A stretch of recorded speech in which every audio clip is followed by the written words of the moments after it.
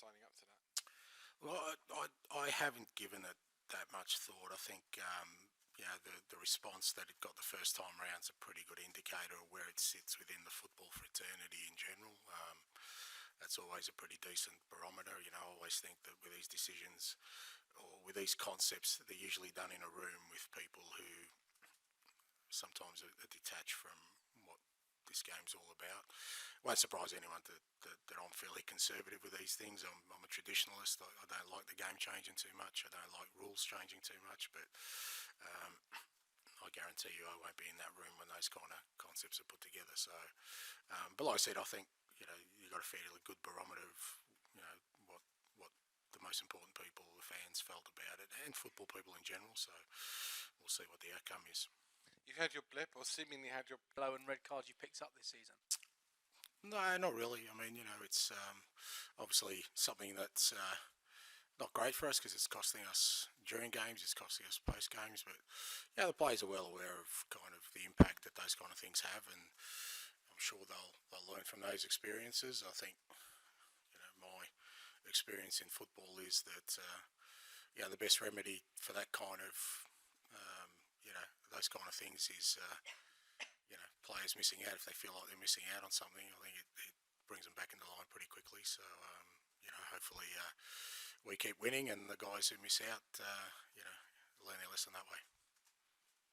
Hi Ange, as I said before, I think you look at Biss. I mean, the first one was just the first red card was just a silly one, where he's got a second yellow card for something silly. And last week, people can say what they want. He's just missed time to tackle. It's not like he's gone in to hurt anyone. And these things will happen. And in today's game, you're not going to get away with it, even if the referee doesn't see it. VAR will pick it up, and he's paid the price for it. And as I said before, it's for me, these things. You can talk to players. Players are well aware that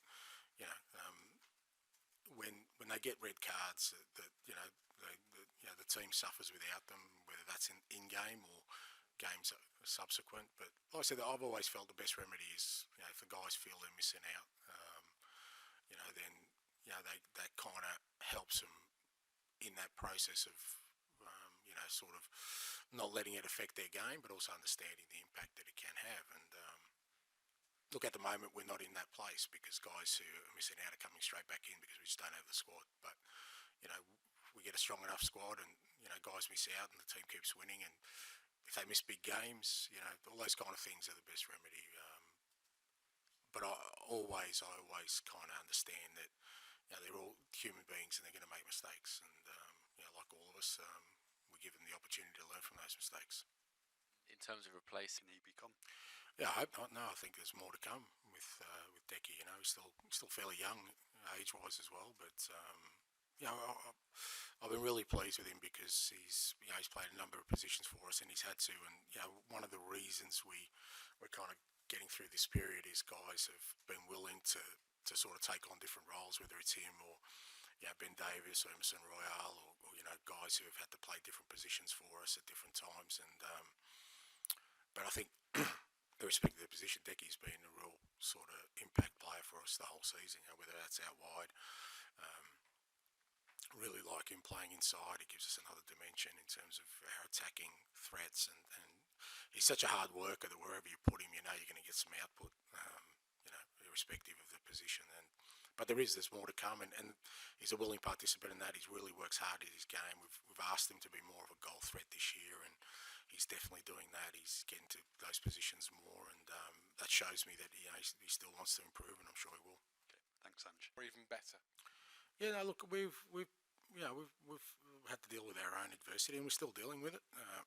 Fair to say, we're still nowhere near as sort of optimum levels in terms of squad and our sort of team and where we want to be. But I think obviously we had some results that weren't great, and it wasn't a great run. But even through that, for the most part, our performances were still strong, and the attitude of the players was still really determined to not let this derail our season. And like you said, we're still in a decent position in the league, and but we're still going through some tough times, and we will. It's well documented. We'll lose some more players in January, pretty much right from the start. So, but through this time, as I said before about Everton, it's how you deal with these things, and we've just going to keep on doing what we've been doing, and keep on producing performances that get us results.